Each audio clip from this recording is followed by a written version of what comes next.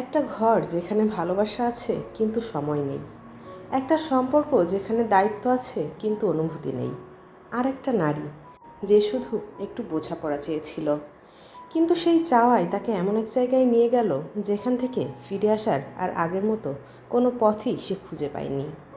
আজ আমরা যে গল্পটা শুনব সেটা শুধু একটা সিনেমা না, এটা মানুষের ভিতরের না বলা অনুভূতির গল্প। চারুলতা, যেটা নির্মাণ করেছেন কিংবদন্তি পরিচালক সত্যজিৎ রায়। আর এই গল্পের মূল উৎস বিশ্বকবি রবীন্দ্রনাথ ঠাকুরের নষ্টনীড়। একটা ভাঙা বাসা যেখানে সব কিছু আছে কিন্তু কিছু একটা নেই। আজকের গল্প এমনই একটা একাকী স্ত্রী এবং একজন ব্যস্ত স্বামীর, আর এক অদ্ভুত অনুভূতির যেটা কখনো বলা হয়নি, তবুও সব কিছু বদলে দিয়েছে। চারুলতা একজন শিক্ষিত, সংবেদনশীল, স্মার্ট নারী। তার চোখে কৌতূহল, মনে অনেক ভাবনা, কিন্তু তার জীবন যেন একটা নিঃশব্দ ঘর। স্বামী ভূপতি সবসময় ব্যস্ত, রাজনীতি, পত্রিকা, কাজ ইত্যাদি ইত্যাদি। চারুলতা তার পাশে থাকলেও যেন তার জীবনের বাইরে। সে জানালার পাশে বসে দূরে তাকিয়ে থাকে, সময় কাটানোর জন্য বই পড়ে, দূরবীন নিয়ে রাস্তা দেখে, কিন্তু ভেতরের শূন্যতা কাটে না। কেউ তার সাথে মনের কথা বলে না, কেউ তার অনুভূতি বোঝে না। তার দাম্পত্যের দায়িত্ব আছে কিন্তু অনুভূতি নেই, ভালোবাসা হয়তো আছে কিন্তু প্রকাশ নেই। এই একাকিত্ব ধীরে ধীরে তাকে ভেতর থেকে বদলে দিতে শুরু করে। এটাই সেই জায়গা যেখান থেকে আসল গল্পের যাত্রা শুরু। একসময় ভূপতি একটা সিদ্ধান্ত নেয়, সে চারুলতার ভাইকে নিজের অফিসে কাজ দেয়, কারণ সে একজন বিশ্বাসযোগ্য মানুষ পাশে চাই। সে ভাবে আপন মানুষ হলে অন্তত ঠকাবে না। সাথে আসে চারুলতার ভাবি। বাড়িতে নতুন মানুষের উপস্থিতি তৈরি হয়, পরিবেশ কিছুটা বদলায়, চারুলতার জীবনে একটু নড়াচড়া আসে। বাড়িতে সে আর একা নয়, কথা বলার একটা মানুষ পেয়েছে। তবে কয়েকদিনের মধ্যেই চারুলতা বুঝতে পারে তার ভাবি মোটেও তার মতোই নয়।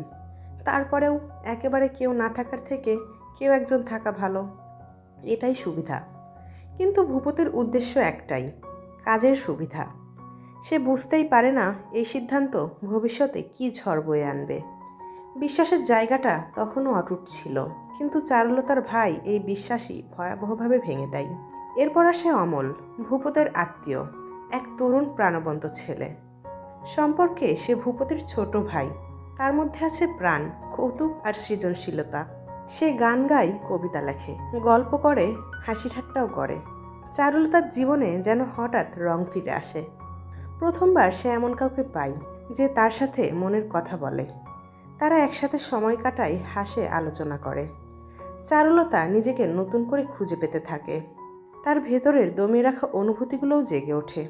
অমল ও চারুলতার এই দিকটা দেখে মুগ্ধ হয়। দুজনের মধ্যে এক অদ্ভুত সংযোজন তৈরি হয়, যেটা বন্ধুত্বের চেয়ে বেশি, কিন্তু পুরোপুরি আবার প্রেমও নয়। এই সম্পর্কটাই ধীরে ধীরে গল্পের কেন্দ্র হয়ে দাঁড়ায়। অমল মনে মনে চারুলতার প্রতি আরও মুগ্ধ হতে থাকে, আর চারুলতার মনে অমলের জন্য বিশেষ একটা জায়গা তৈরি হয়। সময় যেতে থাকে আর এই সম্পর্ক গভীর হতে থাকে। চারুলতা অমলকে একটা খাতা উপহার দেয় এবং বলে তার জন্য সেই খাতায় কবিতা লিখতে, আর সেই কবিতাগুলো সে যেন প্রকাশ না করে। সময়ের সাথে সাথে এই সম্পর্ক আরও গভীর হতে শুরু করে। চারুলতা বুঝতে পারে এবং এজন্য সে অমলের জন্য অপেক্ষা করে, তার কথা ভাবতে থাকে, তার সাথে সময় কাটাতে চায়। এই অনুভূতি তাকে ভয় পাইয়ে দেয়। সে নিজেও বুঝতে পারে না এটা কি ভালোবাসা নাকি শুধু একাকিত্বের প্রভাব। অমলও বিষয়টা টের পাই। তাদের চোখে চোখে কিছু কথা হয় যা কখনো মুখে বলা হয় না। একটা অস্বস্তি, একটা টানাপোড়েন তৈরি হয়। তারা জানে এই পথ ঠিক না, কিন্তু মনকে থামানো যায় না। আর এই নীরব আবেগই তাদেরকে আবার দূরে ঠেলে দেয়। এর মধ্যে চারুলতার ভাই হঠাৎ একটা কাণ্ড ঘটিয়ে বসে। হঠাৎ করেই সব কিছু বদলে যায়।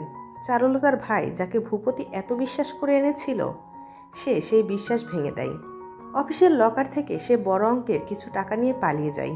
এমনকি ভূপতির নামে সে অনেক ঋণও করে বসে, যে ঋণগুলো এখন ভূপতিকে চোকাতে হবে। ভূপতির মাথায় যেন আকাশ ভেঙে পড়ে। তার পরিশ্রম, তার বিশ্বাস, সব কিছু একসাথে ভেঙে যায়। সে বুঝতে পারে তার সবচেয়ে কাছের মানুষই তাকে ধোঁকা দিয়েছে। এই ধাক্কা শুধু আর্থিক না, বরং মানসিকও। চারুলতাও এই ঘটনার কারণে ভেতরে ভেতরে কষ্ট পায়। পরিবারের ভেতরের এই ভাঙন তাদের সম্পর্কেও প্রভাব ফেলে। সব কিছু হঠাৎ যেন ভারী হয়ে আসে। এই ঘটনার পর অমল আর চারুলতা দুজনেই থেমে যায়। তারা নিজেদের দিকে তাকায়, বোঝে তারা একটা ভুল পথে এগোচ্ছে। এই সম্পর্ক যদি এগোয় তাহলে তারা আরও কষ্ট পাবে। অমল নিজেকে সরিয়ে নেওয়ার সিদ্ধান্ত নেয়। চারুলতাও অনুভব করে এটা ঠিক না। তাদের মধ্যে একটা নীরব দূরত্ব তৈরি হয়। আগের মতো তারা আর কথা বলে না। চোখে চোখে আগের সেই উজ্জ্বলতাও আর দেখা যায় না। দুজনেই নিজেদের থামানোর চেষ্টা করে, কিন্তু অনুভূতি তো এত সহজে থামে না। এই উপলব্ধি তাদের আলাদা করে দেয়। একদিন অমল চুপচাপ চলে যাওয়ার সিদ্ধান্ত নেয়। সে কিছু না বলেই দূরে সরে যায়। কোনো বিদায় নেই, কোনো ব্যাখ্যা নেই। চারুলতা হঠাৎ করেই সব হারিয়ে ফেলে। তবে অমল তার ভাইয়ের জন্য একটা চিঠি লিখে রেখে যায়, যেখানে সে উল্লেখ করে সে আর ভাইয়ের ঘাড়ে বসে খেতে চায় না। সে একটা চাকরি পেয়েছে এবং সেই উদ্দেশ্যেই সে চলে যাচ্ছে। তবে চারুলতার সব কিছু যেন হঠাৎ থেমে যায়। তার জীবনের একমাত্র আলো নিভে যায়। সে আবার একা হয়ে যায়। কিন্তু এবার একাকিত্বটা আগের চেয়েও গভীর, কারণ এবার সে জানে সে কি হারিয়েছে। তার দিনগুলো আবার ফাঁকা হয়ে যায়, কিন্তু ভেতরের অনুভূতি থেকে যায়। এই বিদায়টাই তাকে ভেঙে দেয়, নিঃশব্দে আর অগোচরে। কয়েক মাস পরে আসে একটা চিঠি, অমলের চিঠি। চারুলতা কাঁপা হাতে সেটা খুলে। চিঠিতে লেখা অমল ভালো আছে এবং তার বন্ধুর সাথে একটি কাজে যোগ দিয়েছে। এছাড়াও অমল উল্লেখ করেছে অনেক আগে চারুলতার স্বামী অমলকে যে বিয়ের প্রস্তাব দিয়েছিল, অমল তার ভাইয়ের কথা মতো সেই বিয়েতে এখন রাজি হয়েছে এবং সে তার ভাইয়ের ইচ্ছাতে এখন বিয়েও করতে চায়। আর এই খবরটাই চারুলতার পৃথিবী ভেঙে দেয়। কাঁপা কাঁপা হাতে চারুলতা এই চিঠিটা পড়ে নিজেকে আর সামলাতে পারে না। সে কান্নায় ভেঙে পড়ে। তার সব আশা, সব অনুভূতি যেন এক মুহূর্তে শেষ হয়ে যায়। আর এই চিঠিটাই তার জীবনের সবচেয়ে বড় আঘাত, একটা না বলা সম্পর্কের শেষ অধ্যায়। এই কান্না ভূপতি আড়াল থেকে দেখে ফেলে। সে থেমে যায় এবং বুঝতে পারে সব কিছু যেন হঠাৎ পরিষ্কার হয়ে যায় তার কাছে। সে বুঝতে পারে তার স্ত্রী কতটা একা ছিল। সে বুঝতে পারে তার অবহেলা কতটা বড় ছিল।